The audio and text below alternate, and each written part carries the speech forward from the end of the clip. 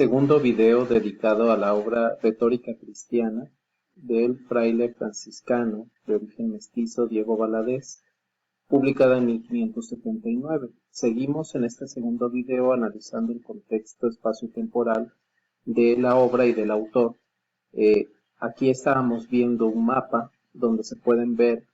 en azul y en rojo los estados pontificios que prácticamente cubrían el territorio, ¿no?, perteneciente a Roma y a los estados papales en el siglo XVI. Fue precisamente en Perugia, en esta ciudad, donde se dio la publicación en 1579 de la obra que ahora nos compete, de la Retórica Cristiana. Esta es la portada de la obra, una obra que ahorita analizaremos su composición, sus diferentes secciones, y una obra notabilísima de, digamos, de la mente y del genio humanístico de un hombre, un franciscano mestizo formado en la Nueva España,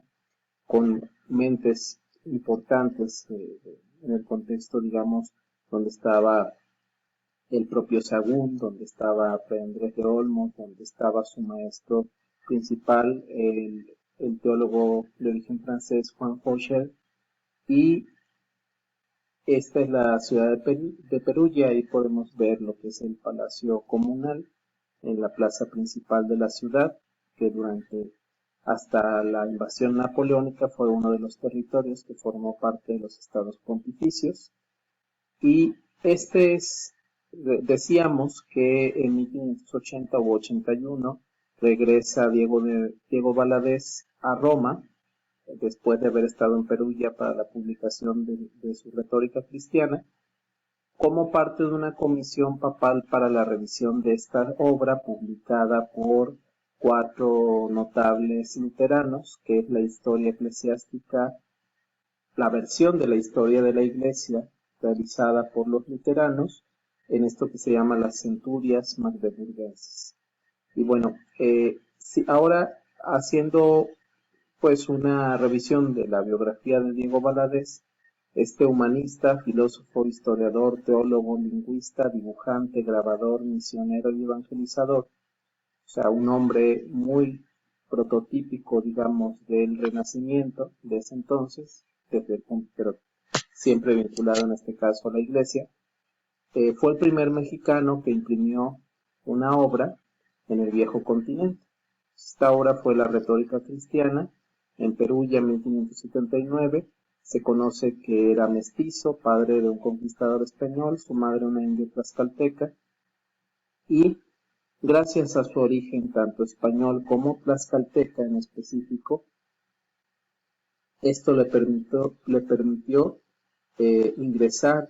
a los estudios de filosofía aristotélica escolástica en el colegio de Tlatelolco, el colegio fundado por los franciscanos precisamente en los años 30 del siglo XVI. En el caso de la retórica, de la cual hablaremos más ampliamente en el siguiente video, es parte del valor excepcional de esta obra es que tiene una serie de grabados hechos por el propio Diego Valadez con un excelente nivel de dibujo, donde se hace precisamente más explícito el tema de la retórica y su función en este caso para la evangelización utilizada por los franciscanos con los grupos indígenas en la Nueva España. En 1545, Fray Diego Valadez ingresa a la Escuela del Convento de San Francisco en México, se ordena en 1555, se sabe que ahí aprendió lenguas indígenas como el otomí, el náhuatl, el tarasco, obviamente también allí aprendió el latín y aprendió el francés, que fueron parte de las lenguas que junto con el castellano obviamente dominó. Entre los años 1571 y 1572 se dio su traslado a Europa, después de breves estancias en París, en Francia, para entrevistarse con el general de la orden Christophe de Chafontaine. En España, se traslada a España, a Sevilla, donde ayuda en 1574 a editar el Itinerarium Catholicum, que es la obra de Juan Focher, quien fue su maestro en el Colegio de Santiago Tlatelolco y había muerto en 1572. Después vive en Italia hasta su muerte en 1583. Primeramente estará en Roma, donde ejerció el cargo de Procurador General Incuria de la familia ultramontana de la Orden Franciscana, lo cual facilitaría su acercamiento con el Papa Gregorio XIII, que recuerden ingresa como Papa, inicia su periodo papal de 1572. Posteriormente se dice que por una serie de encontronazos o desacuerdos con la monarquía española, de lo cual no se especifica mucho cuáles podrían haber sido, pasa algunos años de arresto domiciliario, entre comillas, en Perugia, donde podrá publicar su obra en 1579, otra vez bajo la protección del papado. Luego volverá a Roma, no se sabe muy bien o no se especifica muy bien si en 1580 o 1581, para ser nombrado por el mismo Papa miembro de la Comisión Pontificia para rebatir los argumentos de las centurias magdeburguenses editadas por los protestantes luteranos. Y en esa ciudad encontrará la muerte en 1583, a los casi 50 años de edad. Recuerden, esta obra está muy vinculada con otras obras que ya hemos analizado, pero particularmente con la obra Historia Eclesiástica Indiana de Jerónimo de Mendieta, otro franciscano, cuya Historia Eclesiástica Indiana fue un encargo específico por parte también de Christophe de Chefontaines, y la cual terminó quedando inédita, ¿no? Los franciscanos eran la orden con mayor presencia en la Nueva España en el siglo XVI y prácticamente sí se sostuvieron con un poder de una presencia importante, aunque disminuida por las diferentes medidas tomadas a partir precisamente de las últimas décadas del siglo XVI, en el que incluso se secularizaron, es decir, se convirtieron en parroquias diocesanas varias iglesias conventuales franciscanas. Los franciscanos, ya hemos hablado de ellos, de la llegada de los 3 primeros franciscanos en 1523, la primera comitiva oficial comandada por Martín de Valencia en 1524, y bueno, toda esta pléyade de notables que dio la orden franciscana en la Nueva España, con gente como Juan de Zumárraga, Toribio de Benavente, Diego de Landa, Juan de Torquemada, Andrés de Olmos, Miguel de Bolonia, Antonio de Segovia, Bernardino de Sahagún, y por supuesto Jerónimo de Mendieta y el propio Diego Valadez,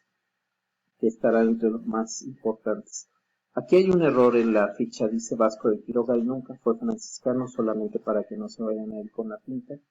Él era secular.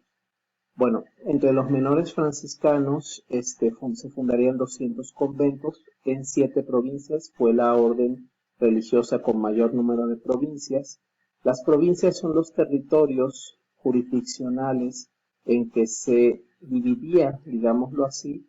el territorio de la Nueva España para su mejor administración evangélica. Entonces, había en cada provincia un padre provincial, ¿no? Y de ese padre provincial dependían o tenían cierta jerarquía sobre una serie de conventos, los cuales cada convento tenía a su vez un guardián, y en las provincias, la primera fue la del Santo Evangelio, luego vendría la fundación de San José de Yucatán, la del Dulce Nombre de Jesús, que será en este caso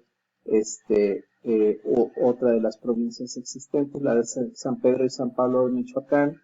la de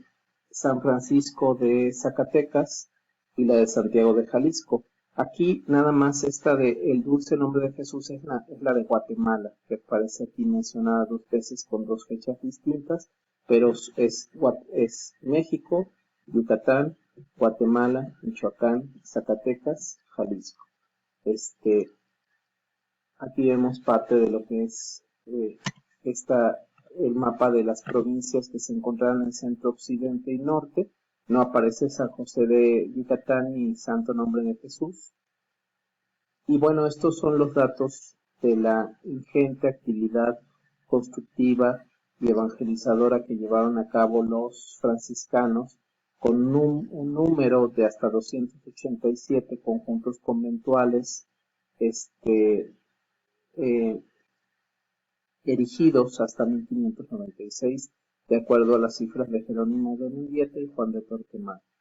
Aquí vemos el célebre fresco de Huejotzingo, donde están los 12 primeros franciscanos, estos hombres que son conocidos también como los 12 apóstoles franciscanos de la Nueva España,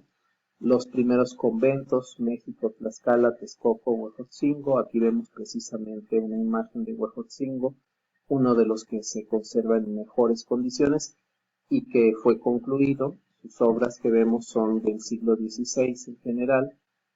Aquí vemos parte de lo que es el claustro del convento de Texcoco, otro de los conventos fundados en el siglo XVI,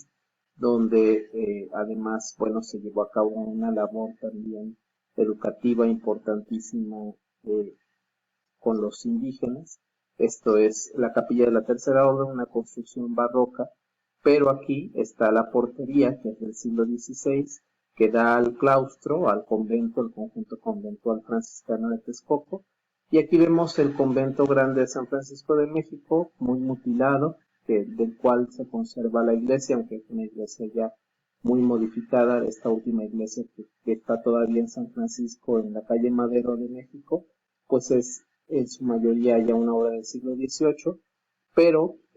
aquí podemos ver el conjunto, que era enorme, y la iglesia principal, que todavía, digamos, se conserva con modificaciones, que es lo que se conserva mejor, y el claustro, el que desafortunadamente pertenece ahora a una iglesia, no sé si evangélica, pero al cual pues no se puede ingresar, el único claustro que sobrevive de todo el conjunto. Vamos a ver una reseña de la obra. Voy a iniciar en este video con algunos datos generales y bueno, el fin de esta obra, dice Diego Valadez, es que seamos voceros de Dios, instrumentos de su divina bondad y pregoneros de Cristo. Para conseguir esto más fácilmente, mostraremos el arte de cultivar la memoria, tan deseado por todos desde hace mucho tiempo. Y aunque sin estas reglas podemos movernos fácilmente en el noble arte de predicar, enseñados por el Espíritu Santo, que es el verdadero Maestro, y ayudados por el ejercicio de la palabra, sin embargo pensamos que estas reglas serán de utilidad. Esto es un ejemplo de lo que se menciona en un prefacio en la retórica cristiana,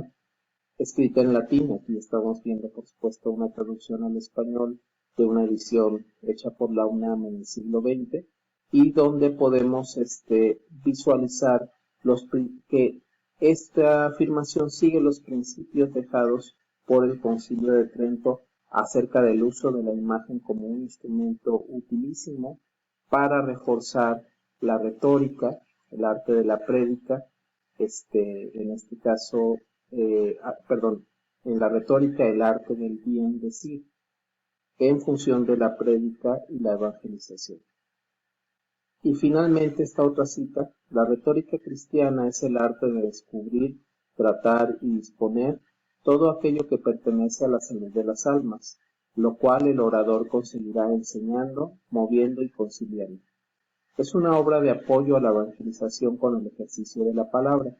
El fin de esta obra, es lo que decíamos hace un momento, es que seamos voceros de Dios, instrumentos de su divina bondad y pregoneros de Cristo. Esto es parte de lo que señala Diego Valadez. Esta es una versión más amplia de la cita anterior, y con esto nos daremos una idea de cuáles son los fines de esta obra, la cual además ahora podemos apreciarla como una joya desde el punto de vista literario y desde el punto de vista también artístico,